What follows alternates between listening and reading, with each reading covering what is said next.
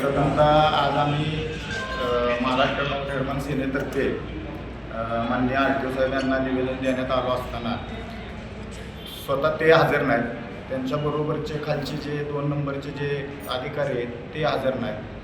RTO. Office अक्षरशः भ्रष्टाचाराचा अड्डा झाला आहे. जिल्ह्यात प्रचंड प्रमाणात ओव्हरलोडिंग वाहनांची वाहतूक चालू आहे. येणाऱ्या प्रत्येक नागरिकाला इथं पिळवणूक केली जाते. मुळात महाराष्ट्र नवनिर्माण सेनेचा असा आरोप आहे की ही कार्यालय गवळीला आंदण दिलं आहे का या अधिकाऱ्यांनी.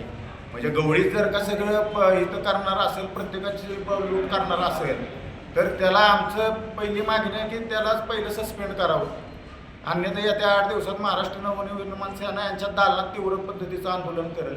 आणि ही आंदोलन कशा पद्धतीचं असेल ही जिल्ह्याला मला वाटतं नाही सांगायची गरज. त्या अधिकाऱ्यांनी तातडीनं दखल घ्यावी. आमच्या संबंधित जे 6-7 मुद्दे आहेत त्याच्यावर विचार करून जिल्ह्यात उद्यापासून कारवाईला सुरुवात व्हावी अशी आमची माफक अपेक्षा आहे. नाहीतर येत्या 8 दिवसात आम्ही सांगू त्या अधिकाऱ्यांना की काय महाराष्ट्र नवनिर्माण सेनेचा वचक असतो. जय महाराष्ट्र. गवळी नेमके कोण आहेत?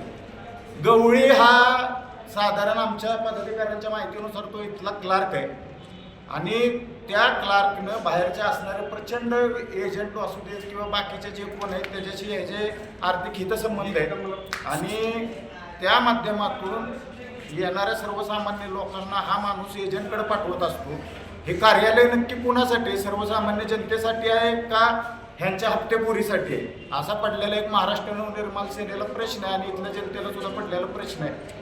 त्याच्यात याच्यावर ताबडतोब त्यांनी दखल नाही घेतली तर आमच्या पद्धतीनं आम्ही दखल घ्यायला भाग पाडू.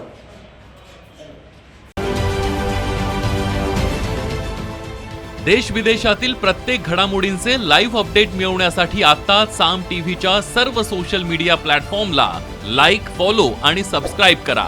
तसंच सर्व नोटिफिकेशनसाठी बेल आयकॉन प्रेस करायला विसरू नका.